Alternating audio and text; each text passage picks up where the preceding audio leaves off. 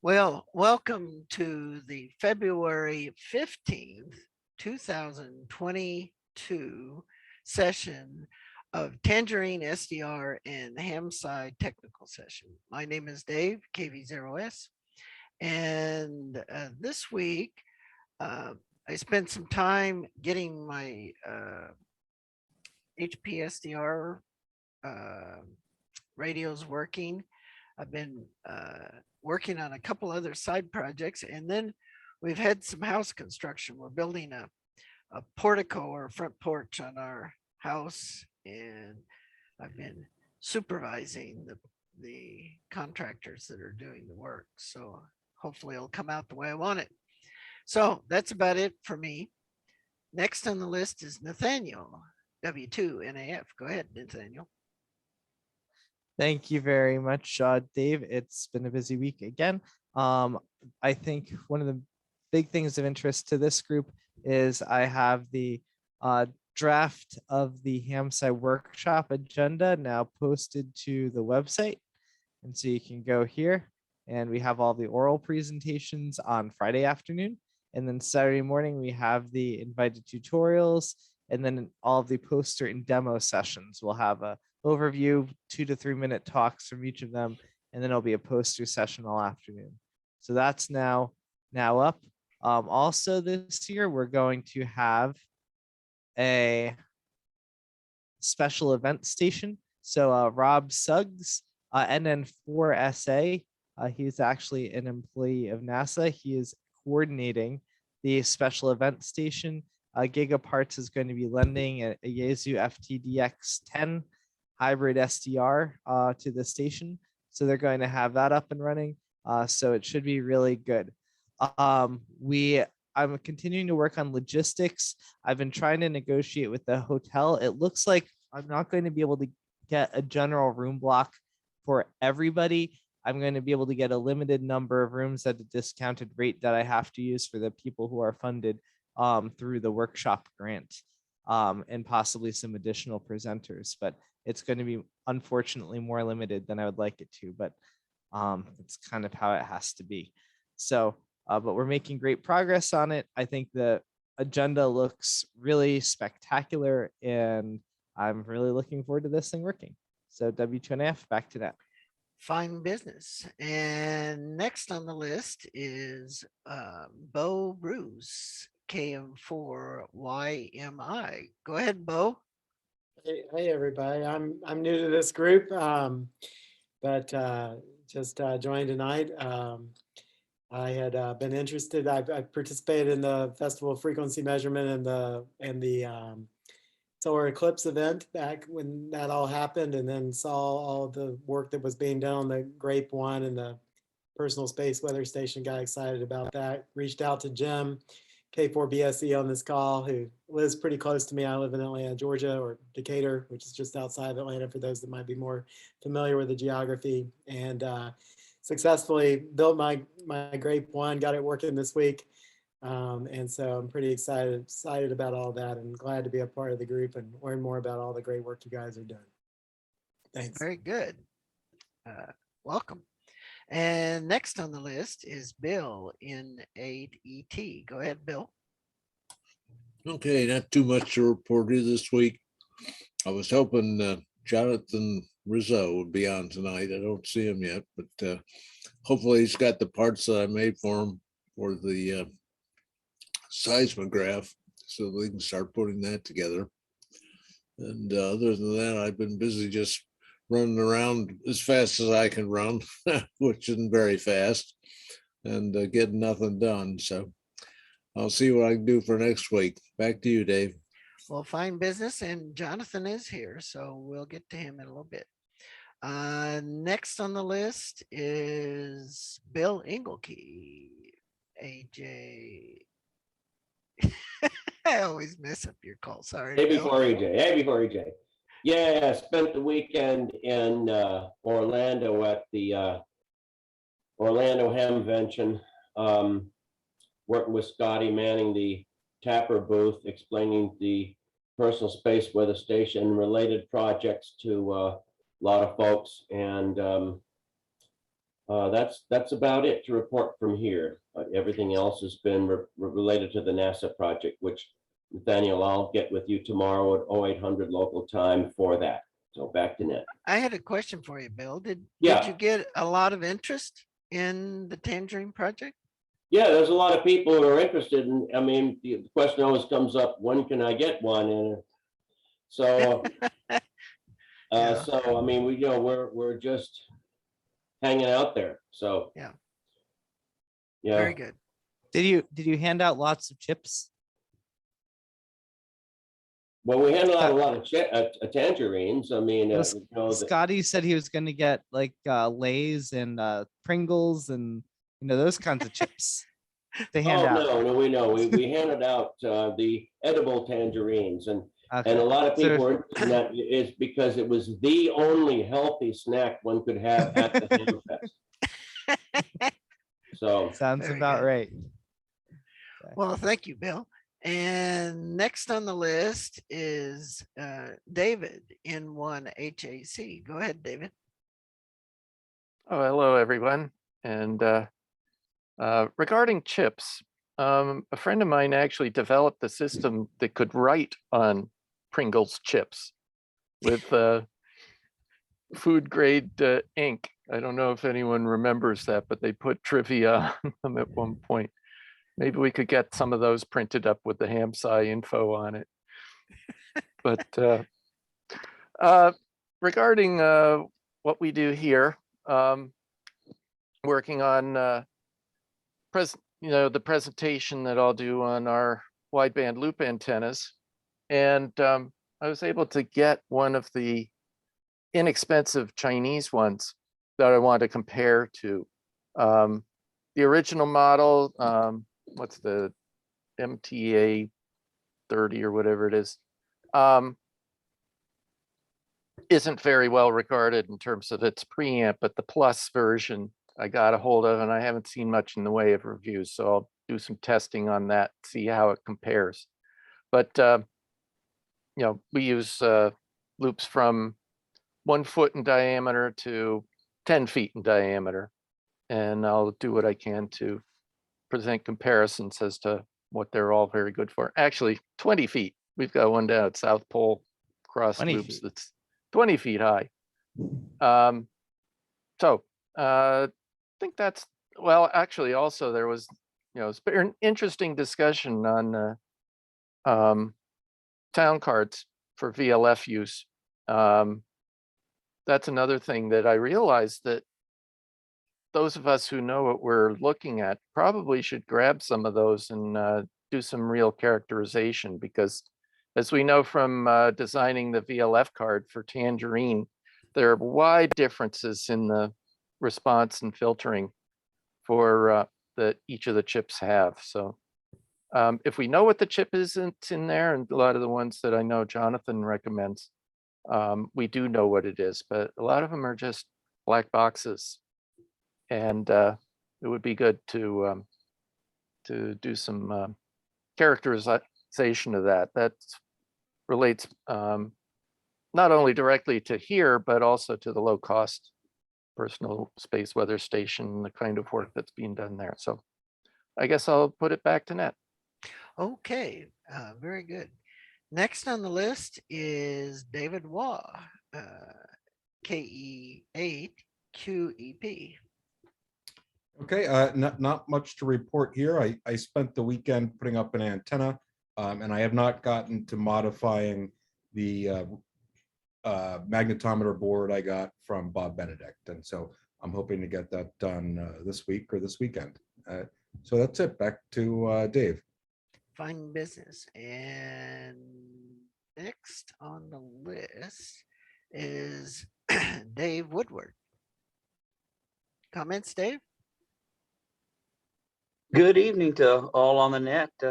Don't have anything really to contribute. I've gotten a whisper station online, so I've gotten to play with a little bit of signal bounce from my QTH. And other than that, just plugging along, enjoying listening. Y'all have a good evening. 73s, KE5 Fine. DPZ. Fine business, David. Next on the list is Hyomin Kim, KD2 MCR. Go ahead, Yeoman.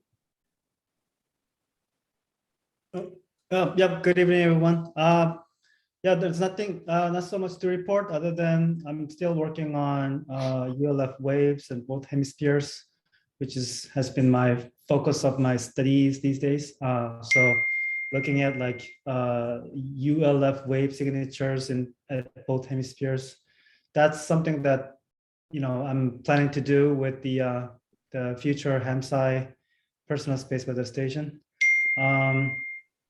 Then I'm leaving for Alaska for rocket project this Wednesday, which is kind of exciting. So I'm very much preoccupied with that task. Basically, my again, as I mentioned to you, my main task is to operate rheometer to measure radio signals coming from the ionosphere to identify a certain type of aurora associated electron precipitation in the ionosphere. So that's about it. So back to the net. Sounds like an interesting project. Have Yeah. fun. Thanks. Next on the list, let's see, would be James Wolford, KG4 DSG. Go ahead. Evening, Dave and the group. Not much to report other than the local observance of a day of mourning for the local NFL franchise. But we'll be back to normal tomorrow. With that, back to the net. Okay. I'll mention I ate my requisite Skyline chili for that. No comment there, huh? And next on the list is Jim, K4BSE. Go ahead, Jim. Well, good evening, all.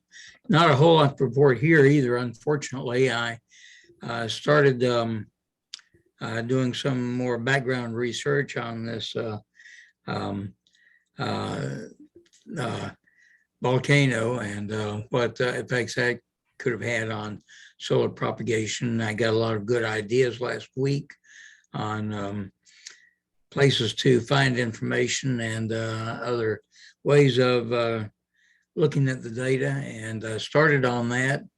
And then I unfortunately got pulled off when I got involved with a project to install some more video switching equipment at church, and it did not go well. And since of the two of us who were installing it, I was the Poe retired guy. I drew the short straw for having to take it home and figure out these crazy British manuals that drive me nuts. It's a good product, but the manual stinks. And so unfortunately, I've been doing too much of that and not enough on Hampshire. Do welcome Bo into the meeting. I think he's going to be a good asset. He seems very enthusiastic and has some good background. He and I have been corresponding for some time as he's been bringing up his grape, and he sent me a picture of what he recorded on the 12th, and it looked remarkably like what I'd recorded on the 12th.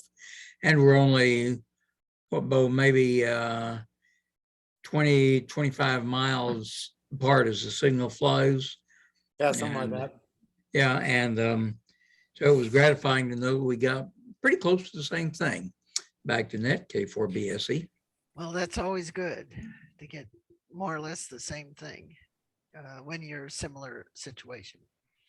Okay, next on the list is Joe, W7LUX. Go ahead, Joe. Good evening, everybody. Nothing to report from Flagstaff. Back to you, Dave. Okay, and next on the list would be Jonathan, KC3EEY. Go ahead, Jonathan. Hi, everybody. It was a busy week, busy weekend. Bill, I meant to email you. I apologize that I didn't get a chance to. I did receive all the parts in the mail. The print quality is beautiful. Thank you for this. What I will be sending you is the thermal stabilization board. that I ordered. If you had a chance to look at the PSN list, Angel posted a thermal stabilization board information thread on it. So I ordered the board files, and they should be on their way. So once I get a PCB cutter that can make nice cuts, I will send you one of the boards to play with. Also, as David said, there was some really nice discussion on what originally started. Jules posted a article that was in this month's Triple E Spectrum about VLF transmitter monitoring for sudden for SIDS, and there was some really good discussion.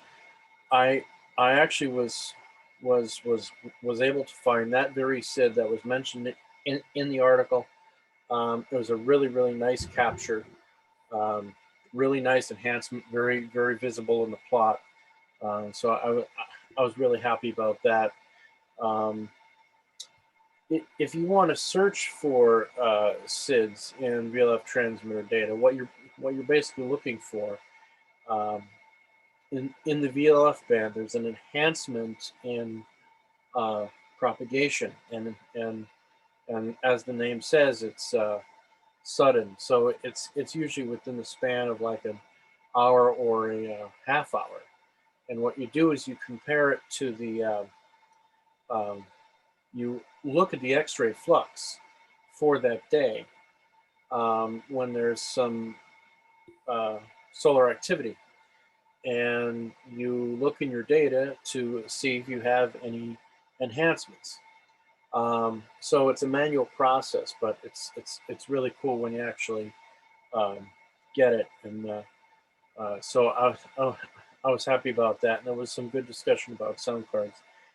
I have yet to reply, but I do have some very good suggestions that were tested by the VLF community, and they dealt with this very problem.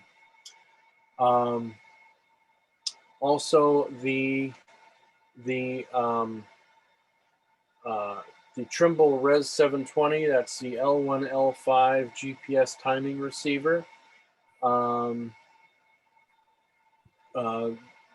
Progress on GPSD is moving forward. The maintainer is doing well with the driver and the protocol. He's happy with the performance.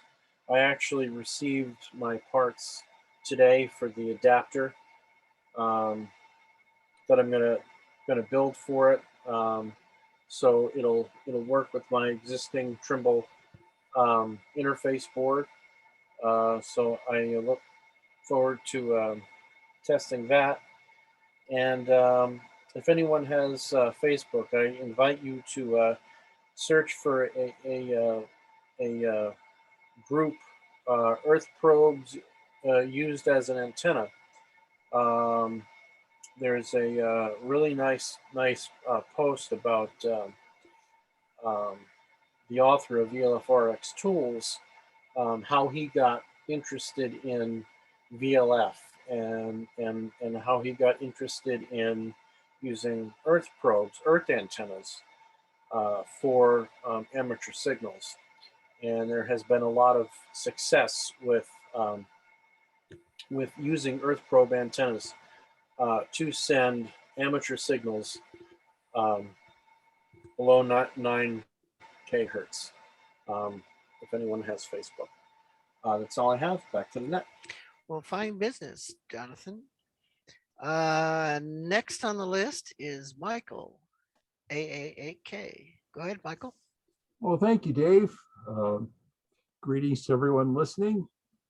I still haven't done a bootstrap load on this computer for weeks now, so my camera is still not functioning. I'll see you guys later. Okay. Back to the net.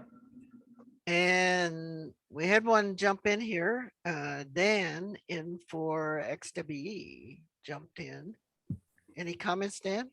Not really, Dave. I'm having some issues with my computer. It's trying to do some sort of a Windows update that I really don't want, but I have no choice. So let me try to finish doing this. Can I ask you, do you have any feedback from Hamcation? We had a pretty good turnout, I think. I don't believe the traffic was quite as heavy as it was a couple of years ago. I don't think there were quite as many attendees, but we had a lot of people stop by the booth. We had a lot of people ask questions, a lot of interest in HamSci. So I think it was very worthwhile being there. It's obviously just a little bit too early to figure out what the outcome's going to be. Bill was there. He may have a. Well, he had some comments before you came. Oh, okay. All right. So. But I wanted your perspective too. Okay. Well, that's sort of my perspective. I thought it was worthwhile, and I thought there was a lot of interest. So that's all from here, I think. Okay. Well, looks like you both made it home safely. Yeah, no problem. So it was actually a good night. I came home last night or yesterday afternoon and evening. It's about a 10-hour drive. And the traffic was pretty light, I think, because of the Super Bowl. Oh, yes. So that was the only good redeeming virtue of having the Super Bowl, as I can see it. Well, that brings us to the end of our list. So we're open for general discussion. I should mention, Scotty and I had a chance to talk quite a bit at the at Hamvention about how to proceed. And Tom isn't here, so just thought I'd do a brief brain dump on some of the things that we thought we might try. You know, we need to make some progress with the Tangerine, whether we can get the chips or not. And we do have a number of development systems, but how to proceed and to the point where I can actually get something to try the software with. So what we tentatively decided we think we should do is develop a very trimmed down first cut version of software for the FPGA that would just simply do the following. Rather than following the elaborate protocol that I designed to Scotty's specifications, what this first pass would do is, when it's powered up, it would simply select it needs to be used with the RF front end, with the RF adapter board.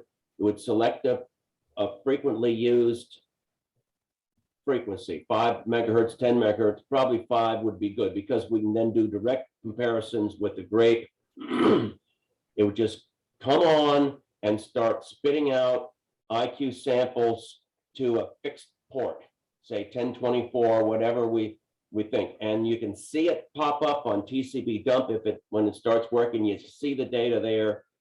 No elaborate formatting, and we'll pick some fixed packet size and whatnot so that we can get some experience in working with a first pass. And so Scotty was going to consider that and maybe work with Tom on it. So that is what we're thinking we need to do right now in order to not be bogged down any further. So that's the way we left it. Scotty was going to investigate whether we could do something like that. Because, you know, the software is not the simplest part of this. I mean, if we don't have some hardware to play with,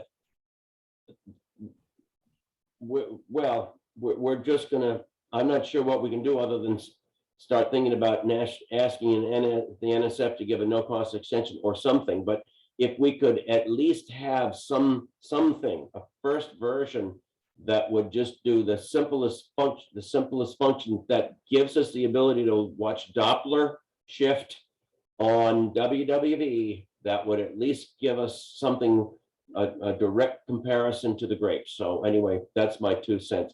Nathaniel, what is the actual end date for this, for the grant?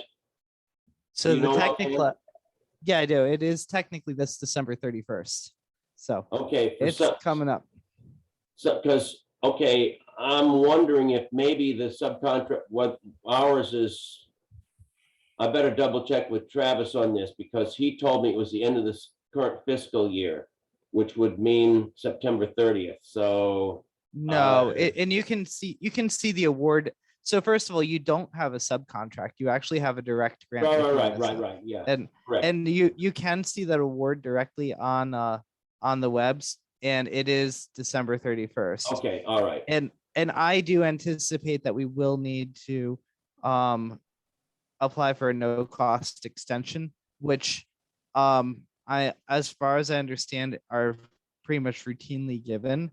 Yeah. However, even with it being routinely given, I think we should make every possible effort to have some sort of a working prototype as soon as possible, because, well, Yeah, for so obvious that's what we're going to push for, and I'm hoping that the idea that I have on how to do this, that Scotty and I discussed, is doable. So Mhm. that's what we hope to achieve in the short term.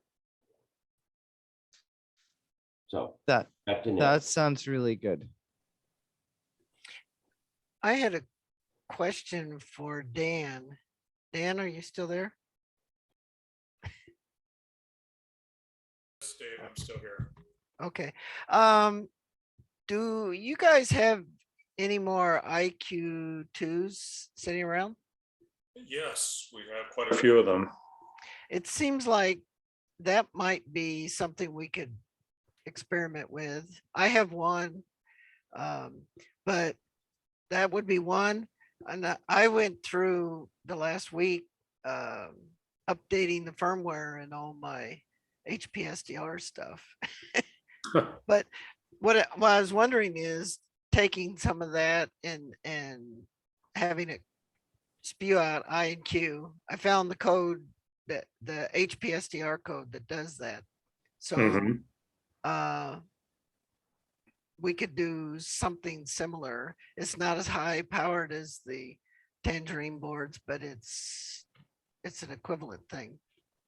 Yeah, Dave, I can get out, if all I want is IQ samples, I can get that out of the Flex. Right. I had that working a year ago. I want something to come out of the chip that we're going to use. Okay. I mean, yep. We got to make progress in the direction that we're going. That's right. And I mean, as soon as we get the adapter boards, that should be a big move forward, right?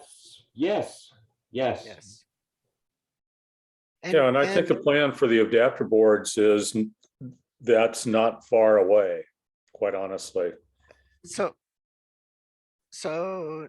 Nathaniel, what did you say that Scotty said in his email? Scotty said, I will read it directly. Scotty writes, today we started assembly of the RF module with the clock module to follow close behind. I'm hopeful to have prototype boards to show at the Hampshire conference, even if we do not quite have the adapter board yet. Assembly takes 4 weeks, so it will be close! Exclamation point. But I know, yeah. So that sounds like maybe Bill will have some hardware by Dayton or something, or maybe a little later.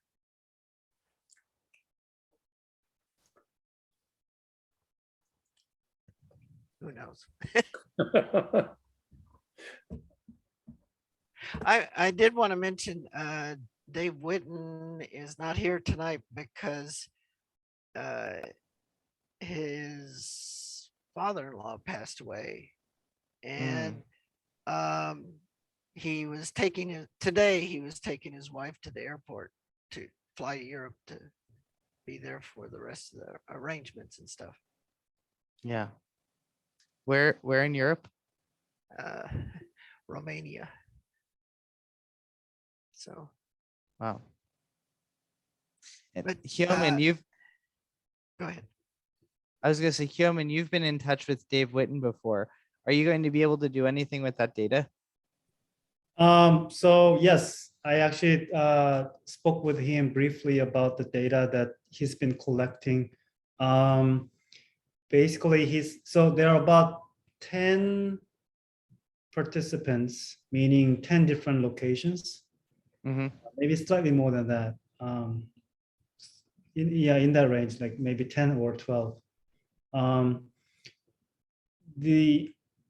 Basically what he said is that there are a lot of uncertainties in terms of data quality. I guess, they just put all the data no matter what. So I think we have to make sure that we identify some data sets that are not really usable, because data were taken when they're trying to reorient the sensor or trying to find some kind of noise source, whatever. So, the data set that Dave has been collecting has not been really verified. So that's something that I think we should do together. So I'll be working with him to make sure we do some proper, quality control. So that's my plan for now. Not that we can do scientific investigation right away, but rather we will go through data set to make sure we don't really post data that are not, appropriate for scientific use. Yeah. So I would say I think that go ahead. I think that makes a lot of sense. Mhm. And I think kind of as a rule with this citizen science sort of project, there's going to have to be some sort of data validation scrubbing or some sort of algorithm that, we can apply, because I think we pretty much have to assume that all of the data is not trustworthy until we make sure it's trustworthy. Right. So for now, the data repository that Dave Whitton is organizing right now is level, not even 1, maybe level 0.5 or something. So right. And Hyomin, I can send you I began trying to look at some of the data quality and probably not the most sophisticated ways. And there are a number of issues with people using different versions of the software. And so you've got, or some people have their magnetometers oriented, some don't. And then there were some changes in the various settings regarding sampling times and whatnot. And I only got so far with that, but I can at least show you some of the stuff I have. And then Bob Benedict and I had 2 magnetometers using the same setting fairly close to each other before mine got wet. But, and I think we were using a sampling that was faster and more average than what the current software was, but it collected more closer to 1 second data. And that's the other thing that I ran into is the people have different numbers of data points, I think based on characteristics of the clock on the Pi and what settings they were using. So to compare stuff, it's a little more complicated. But Bob and I, at least for a couple weeks, have some paired data. But I'll send you what I have, as crude as it may be. Yeah, yes, please. Yeah, that'll be great. Yeah, I was also a little bit confused by all these different formats. It's even like Dave Whitton's version and someone else's version. Then when you look at those data set data, even the namings are different and file formats are a little different. So yeah. Well, Hillman, when you look at mine, I have ones that have 2 or 3 after me, and those were experiments. So the one that's the most complete is the one that's just my call sign. And it does go back to 2020, but the parameters did change as Jules or you suggested different parameters. Sure. Okay. And I did have one outage when I went below water. Okay. Dave, I have another comment I'd like to make. Sure. One thing I did notice in talking with people at Hamcation was there were a number of people who really had not heard of HamSci. And I'm kind of wondering if we couldn't do a little, I shouldn't say better effort, but put forth some effort to do some basic education in the ham community and try to disperse the mission of HamSci into the community a little bit more, because as I think is almost always the case, we'll have a certain percentage of the population that have an interest in doing this sort of thing. If you can reach 100% of the population, then you'll have a corresponding percentage of people who will know what's going on. If you reach less than 100% with the idea, then you have the percentage of people who are interested times the percentage of people who are informed. So anyway, I guess that's my comment. I think we need to think a little bit more about getting the word out. I can say that I'm going to be giving 2 outreach talks within the next couple of weeks.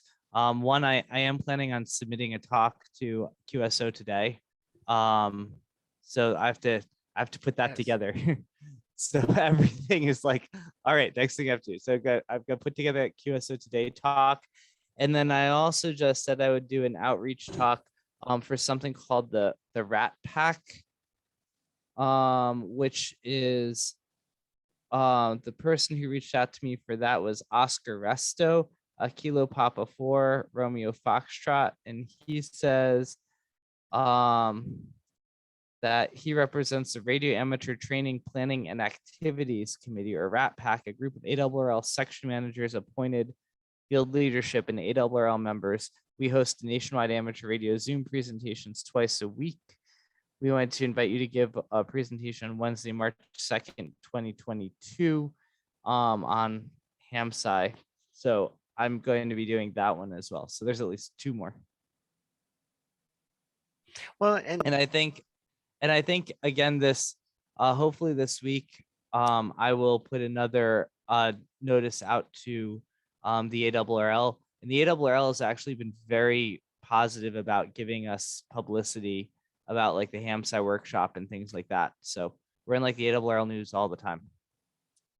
Well, one place to refer people, Nathaniel, is your intro talks in either DCC or HamSci, whichever is the most recent. Yeah. And when somebody's just curious, you can give them that link and let them go watch that. Mm-hmm. Yeah, that's absolutely true. And certainly for the personal space weather station, if you go to hamsci.org and you click the personal space weather station link, that a version of that talk is embedded right at the top page there. Okay. And you can just play it right in the HamSci website.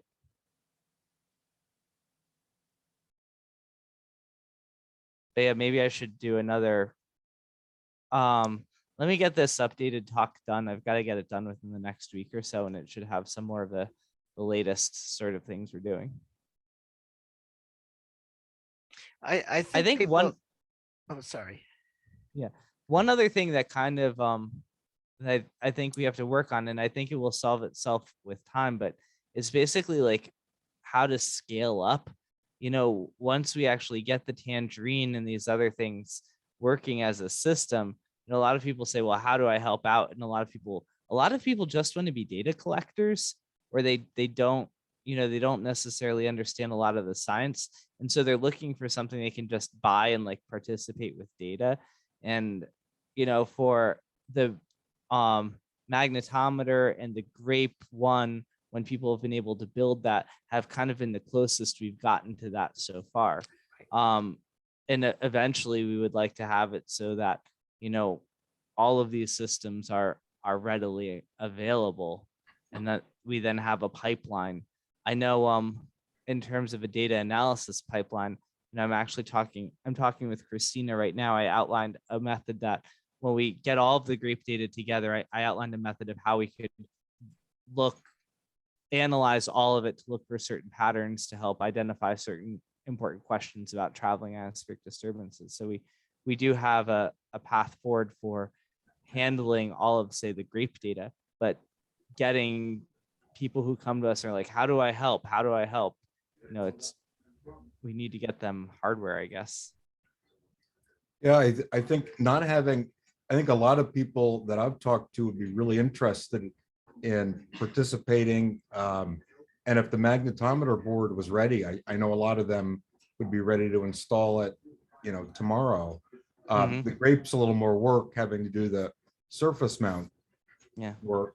But I think even if that was a kit and people didn't have to source all the parts themselves, I think there's some people who would be interested. And if nothing else, it's a great way to learn how to do surface mount soldering. Yeah.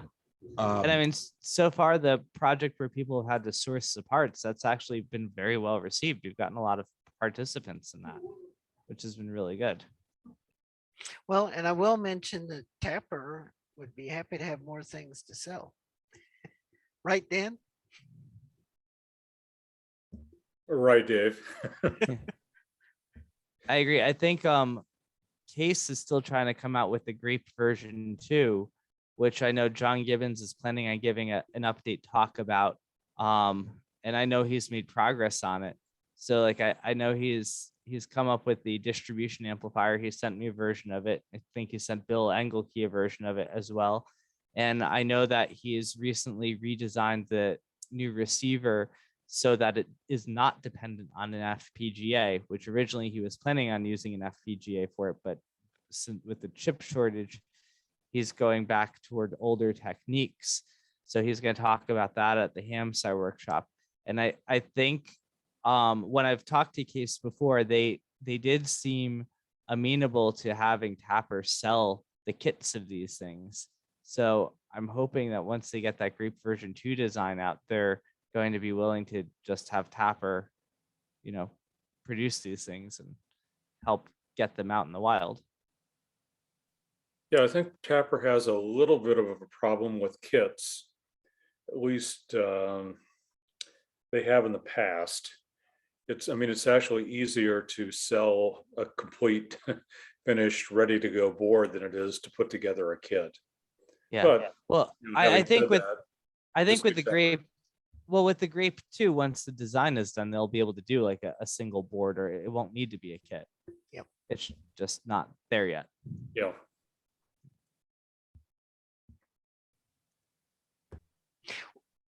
By the way, Tapper is in an effort to clean up and improve our the website that we have had now for a couple of years.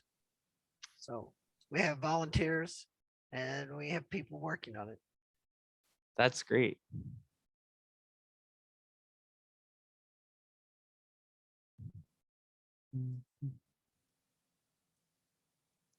So what we're planning on doing with the grape data is we're planning on taking the data from each station and basically doing an FFT or some sort of spectral analysis for it.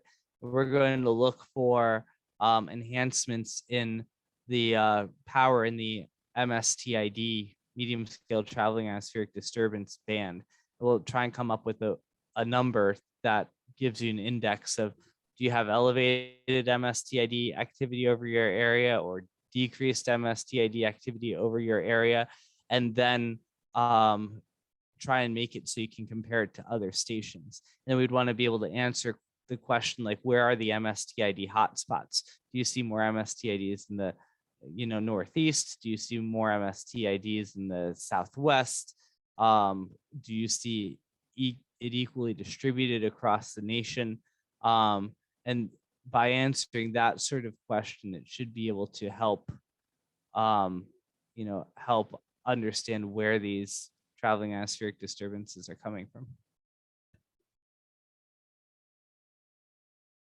And I think it's good too that, like Bill Engelke said, that for the for the Tangerine, like as an initial test, just get it to produce data that's similar to the grape. I think that's absolutely excellent for a number of reasons.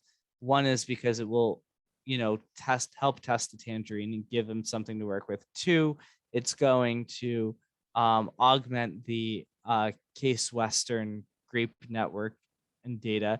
And three, that's actually something we originally said we would do in the proposal, is we would have a Tangerine mode that is compatible with the grape. So that's a very, very good direction to go.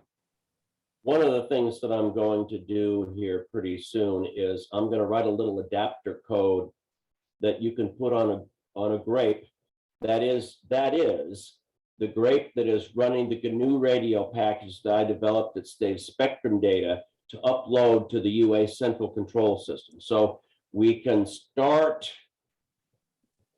some C trials on the central control system using grape data even before we have the Tangerine. So that is, I have to make a little side detour to do that, but it shouldn't be that difficult. I think I can use some of the code that runs in the local host today on the Tangerine side and adapt it to run on a grape, since they both run Ubuntu anyway. So I mean, it assumes that you're running a heavily modified version of the grape that runs Ubuntu instead of Raspbian and all these other details. But I know at least one other person has gotten that system running the way I have it running. So okay, yeah, it can be done. It's still on my list of things to get running. So yeah, I have the parts for that.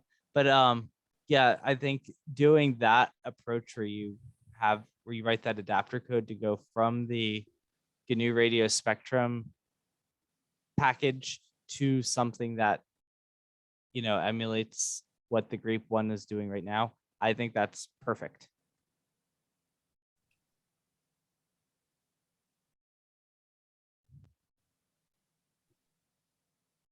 So I'm going to say 73 at this point. My stomach is tearing up.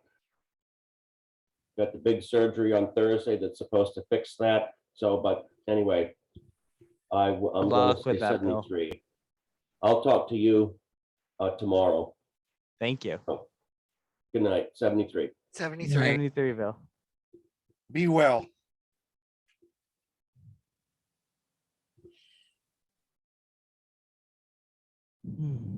I had an idea for VLF data collection.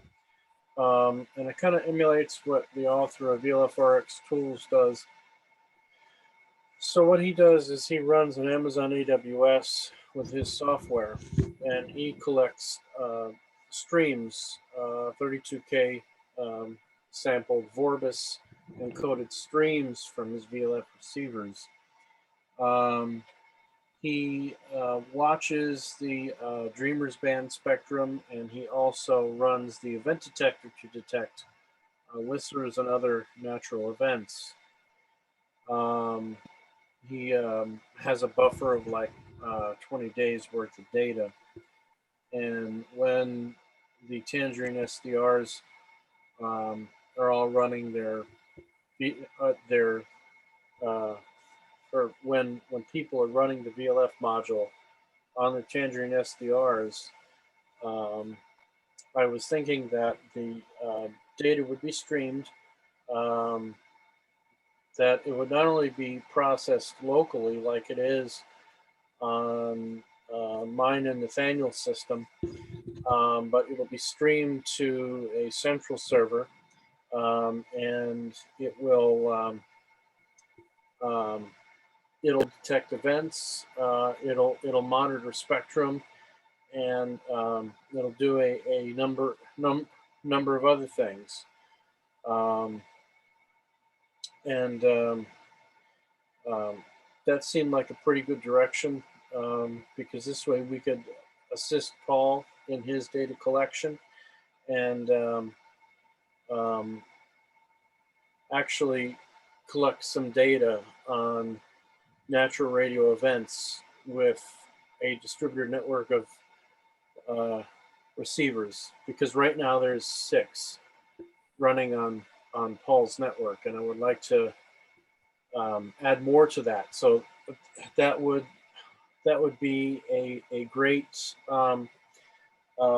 great for amateur radio in the VLF and ULF band, because since we have more receivers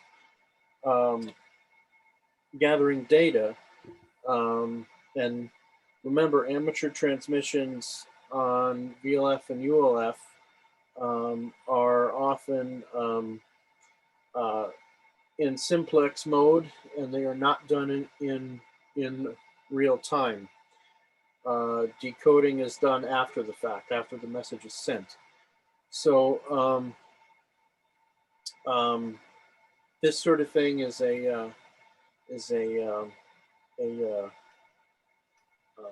be really good to understand propagation of these amateur signals when we have a larger network of receivers running. How does everyone else feel about this? Anything? Any suggestions or opinions?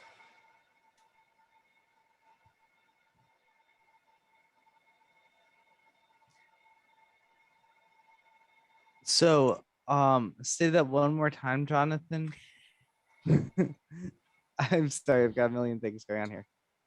Oh yeah, so basically what I wanted to do for VLF data collection was run a remote server Yeah, on, well, you heard that part. So yeah, the other part was amateur signals. So the amateur interest in the Dreamers band is growing quite a bit. right. And with the distributed network of receivers, it'd be really cool to map propagation from these transmissions. Yes. So that's why that this this server, we can monitor the Dreamers band spectrum and actually somehow automate data collection of, well, I don't know about automate, but we could kind of map these transmissions as they come in. So that's kind of what I had planned on for collection of. I think that's an excellent idea. So I think from the practical standpoint of, I guess the thing, so I think all that sounds like a great idea. I guess the thing that I have to figure out is how do you integrate that in with like what Bill Engelke is doing and what the larger system is doing. So from a totally like open-minded standpoint, I'm 100% like for integrating these ideas in with the bigger system. From the how does the whole system actually work and what do we have the capacity to do? I think that has to be a bigger discussion with Bill Engelke. the approach to the personal space weather station is supposed to be modular, and it's supposed to be able to, kind of handle the needs of each individual modular instrument in a way that's best for that particular instrument. So that philosophy, we should be able to accommodate what you're asking for. I think I think you need to, though, sit down with Bill Engelke though and kind of figure out how that's going to fit into his system. That's one, I think that's one approach. The second approach is kind of to develop the two ideas independently for now. And then at some point later, when Bill has his system a little bit more developed and you have your system a little bit more developed, you figure out how to merge them together. I think that's the other approach. Okay.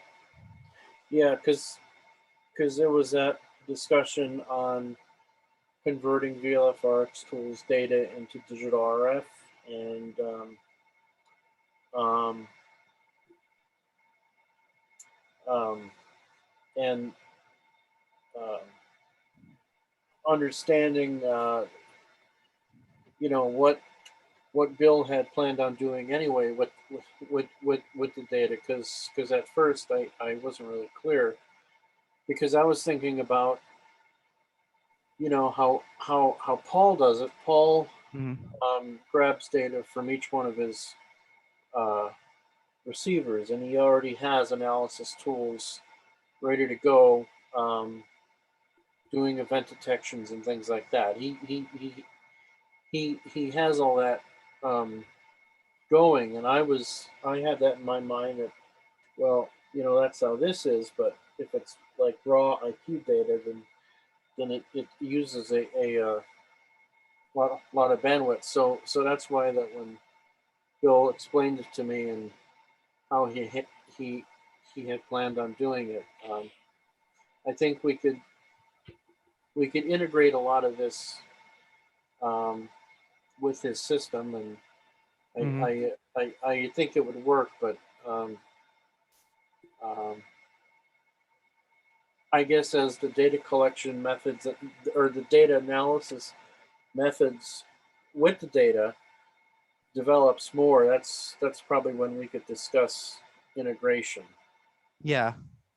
I think what I would do right now, I think for the moment, I would, have it so that Bill can just take your IQ data the way everything else goes.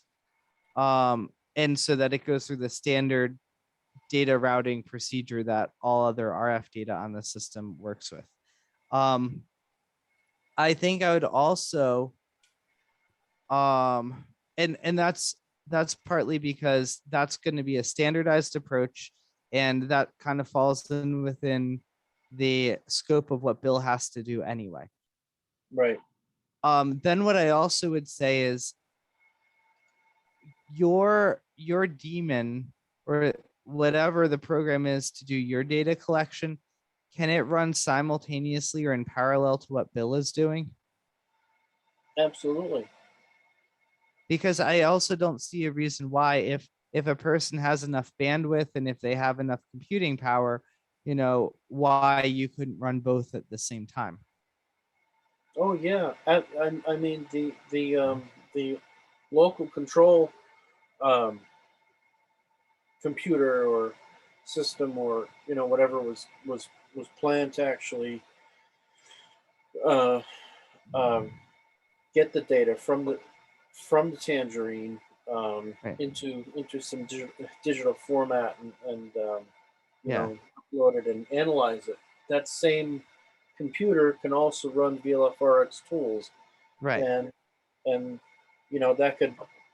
that could run at the same time and do the same thing. So Because what you're describing, like doing that, it's not entirely different than the way Bill is currently. He has an FT8 monitor and a WhisperNet monitor on the system. And so that's obviously not doing that. That's obviously not just, doing raw IQ data. It actually is doing a data analysis and reduction, and then it's sending it to the appropriate spotting servers. So it'd be a similar sort of handling to what you're like running VLF RX tools in parallel would be kind of similar to that. Okay, all right.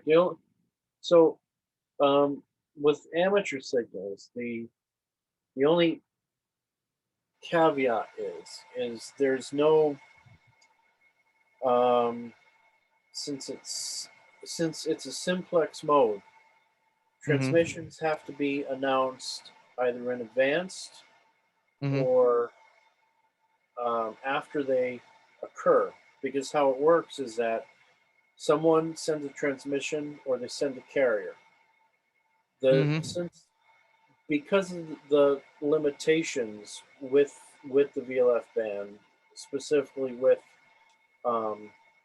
spheric noise and limited bandwidth, there isn't a decoder that can decode it in real time. Because first, what has to happen is when you get a digital message, like an EBNOT message, the first thing you have to do is run what's called a spheric blanker program, which will which blanks out most of the spherics,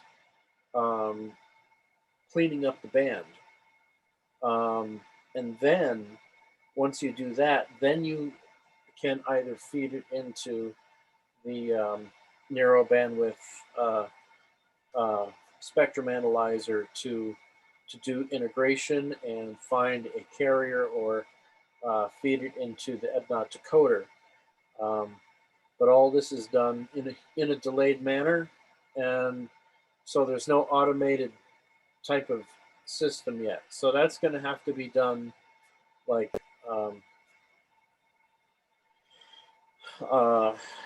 I'm not really sure, but there's no automation for that yet. So if I want to decode a message, or if I want to do a QSO, then I have to look and see, did anybody transmit, and if they did, then I would pull that slot of time in my data store and then run the appropriate analysis and the decoder. So that's the only caveat with amateur signals right now. So, but yeah, that's a discussion that's much in the future. I just figured I would bring it up now since it was being talked about. Yeah, I think we should have a discussion with Bill Engelke about this more.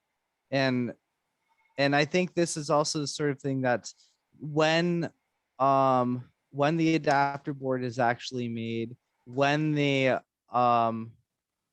Bill actually has hardware that he can play with and start actually interrogating, then it will be easier to kind of try something out, because it won't be hard for Bill to like try running the VLF RX tools on there simultaneously with the other thing and see how much it loads down the system. And he's very talented at piping data together and getting these different programs to work together.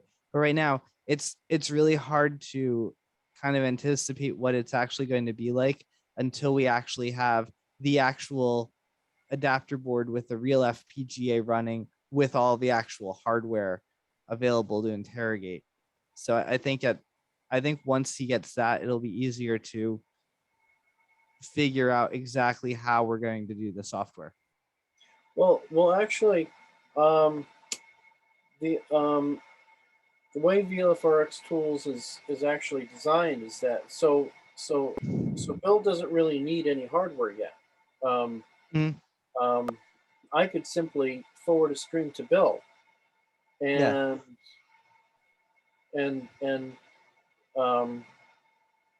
he could work on that. Yeah. Or so, I mean, like, and so I think you should talk with Bill then. Okay. All right. Yeah, because one of the reasons why that I wanted to have this Raspberry Pi system was to be able to get Bill started, because the VLF module, its output is going to be a VLF-RX tools compatible stream, and you could get that already from a VLF-RX tools system. So when Bill is you know, when he's feeling better and he's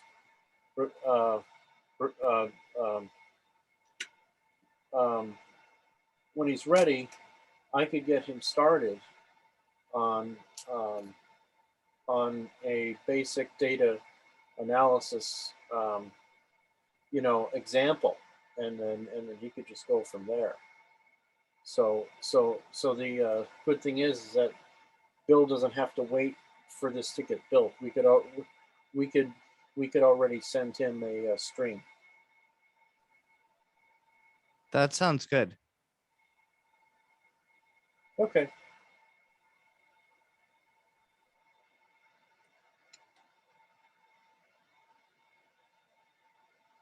Yeah, I think there is a lot of value in figuring out how to take advantage of the networks and the detection algorithms that have already been developed. I think, yeah, trying to develop that from scratch may be, you know, I don't think that necessarily makes a lot of sense. Right. Yeah. So I mean, yeah, that'll kind of streamline the back end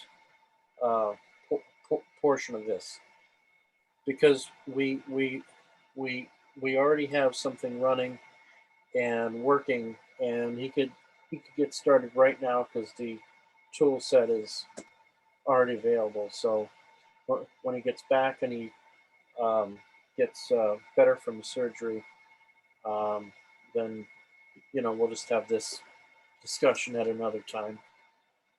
That sounds great. Well, I might say 73 for the evening. And I do want to say that, you know, Jay, I've been having this side conversation with Jay here. We, as I said earlier, it's only able to get a group rate for basically for the funded presenters for the Hampshire workshop, and we're still working on negotiating that now. And so the Marriott is rather expensive if you don't have that. It's about $200 a night, but there are a number of other hotels in the area. There's one across the street. It does look like it's kind of on the other side of the highway. So you may need a car to get from one place to another.